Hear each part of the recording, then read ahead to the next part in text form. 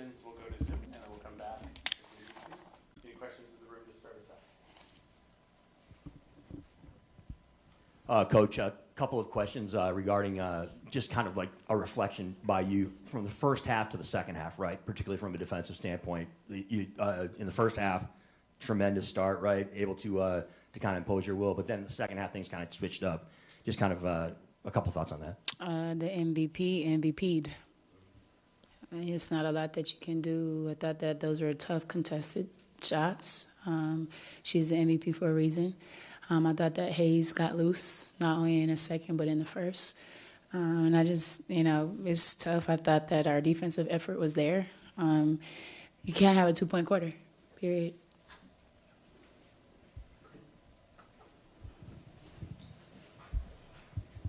Sorry, once again, I picked a terrible seat.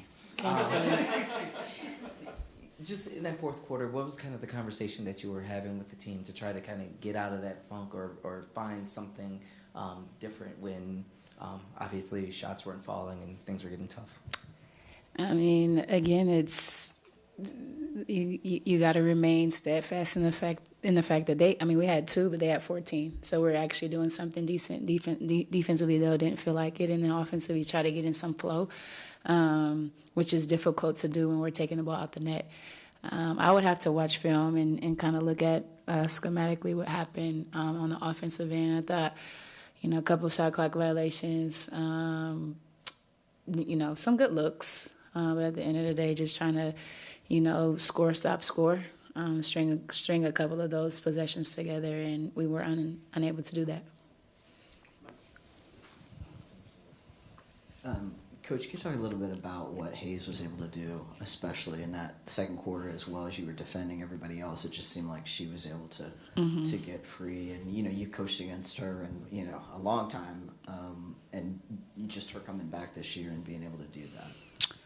Yeah, she was able to get to her left hand, and she, it's difficult when she's able to hit the 3 as well. So now you're kind of wanting to play certain gaps on her and kind of becomes pick your poison at that juncture, especially when she is in rhythm. And I thought that we were not physical enough.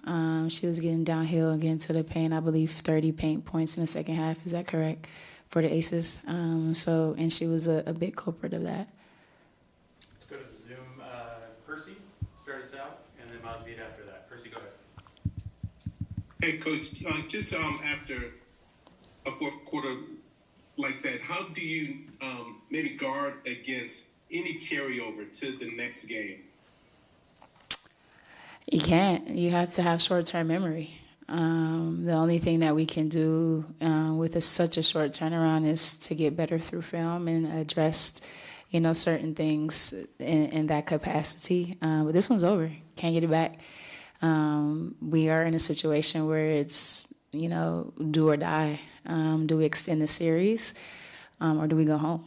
And so there is some reality to prioritizing, some rest a little bit. We had players playing big minutes. But this one we have to wash off our backs. Once we see the film, get better from the film, now our focus is on Tuesday. And then obviously this game just ended. But did you think it was the physicality that increased? Because that's something that you often point to.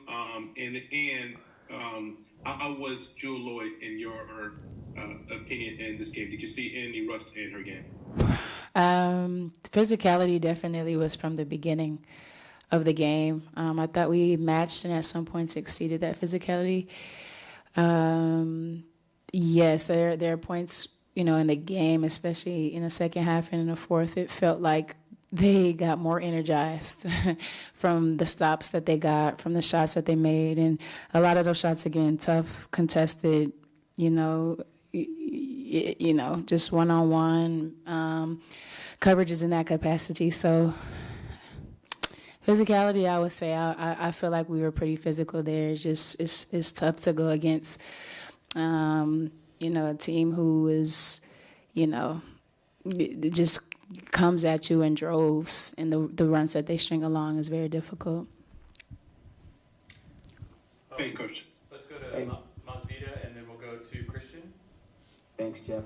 Hey, Coach, how important is ball movement against a team like Vegas, and did you feel that you had sufficient ball movement in terms of moving it around and finding that Yeah, I mean, shot selection? we had 15 assists. They had 16. I think when you get into a playoff situation, your superstars and your stars get into make a play. And so I thought that we understood where pockets of openings were going to be. We understood who we wanted to put in ball screens and our spacing. And so that lended to that. And I think I wasn't unhappy with our ball movement. Yes, it can improve, but we had 15, they had 16. Sometimes that game tightens up and you give the ball to who's cooking at that moment. And I thought that's what this game lended. Shot selection, you happy with that? Yeah. We just got to hit them. Got to hit them. I thought we got a lot of open looks. Just got to knock them down. Thanks. Thanks, Mom. Christian and then Alberta. Hey, Coach, I know you say you have to watch film, but is there anything you can remember in this third quarter, double teams from Vegas on NECA that kind of like dispelled the offense? No, I even think, NECA's looks were good. I know she didn't hit them, but she's getting the same looks that she got in the first. But she played hard, first of all, and gave us her all. And so I'll take misses on the offensive end when she had to do defensively for us was tremendous. Shots were a little bit short because of the effort that had to be played so much on the defensive end.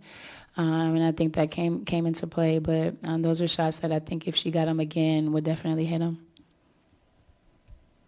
And I know the big picture of basketball kind of be like the last thing you want to hear, but 65-64 going to the fourth quarter, without you, arguably one of the best defenders in the league, and as a McBagger, can you just speak to the importance of her play and about 714 points, the game might look a little different. Sorry, you said Gabby? As McBagger. Oh, to have her back? Very excited.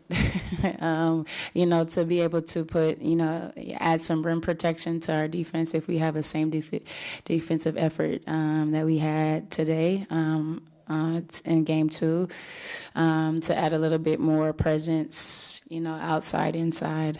We're adding our all-star back to the mix. And so the thing is, I don't want Ezzy to come in thinking she has to be superwoman and, have to do everything for us. I want her to be exactly who she's been for us all season and give us a lift. Thanks, Christian. Alberta and then Kai. Hi, Coach. In the second quarter, Jordan shot 100% from the field. And then in the last quarter, the ball only got to her once. How can you, first off, can you talk a little bit about her impact this game and how she can get more attempt in important moments like that in the next game? Oh, let's be clear. Jordan's number one role is to be an elite defender. And everything else that comes with that is bonus and icing on a cake. I'm not saying that she can't score or that that's not important for us, because it is. Her ability to get downhill and what she's done with finishing around the rim. She hit a 3, I believe, today too. So there are things that she's worked on at a tremendously in this offseason to be in this moment. And I want to focus her in that aspect. And so, again, there are things that, we can do, the ball movement and all those things, but she's locked into her number one role, and we're better when she's in that pocket. Thank you. Yeah. And then Bella to wrap us up. The guys, go ahead. Hi, Coach. Just a quick question about the defense. It felt like the Noelle presence in particular was really strong in that first half, and the Aces were able to kind of counter with some early cutting, more inside actions in that second half. I guess just in general, how do you kind of balance establishing those principles, that early presence, and giving a team like that the same look over and over? Yeah, I mean, I'm thinking about the last play, and I believe in the second quarter, the nail cut occurs from Jackie, and it just, we know it's coming. We just have to be sharper in that area. Obviously, nail cut opens up a lot of things. It takes away help. It keeps you honest defensively. But it's difficult with a team like this who stretches you out a little bit. And, you know, you have to be strong at the point of attack. So in order for us to kind of negate what happens at the nail or have to utilize the help, we have to be a little bit more strong into bodies, making sure we're guarding 2-2 so that we don't overextend ourselves. Thank you. Yeah. And Bella, to wrap us up, Bella, go ahead. Just a super quick clarification, then I'll ask my actual question. Does the team expect to have Ezzy back for game 2? Is that what you're saying? She's progressing, and that is the hope, yes. Okay, and then my thank you. And my question is just, could you speak to Mercedes' performance today, particularly defensively, and really keeping you guys in the rebound battle, particularly in that first half? I think that's the biggest thing was the rebounding and the activity. And, you know, like you're pointing to the defensive effort, it was good to see her active, hands up, contesting, being in a lot of plays and finishing off plays with rebounds. I thought she got kind of hammered on some of those putbacks, those offensive rebounds. But, you know, when Sadie's is active and, you know, able to assert herself and utilize her size, we're better.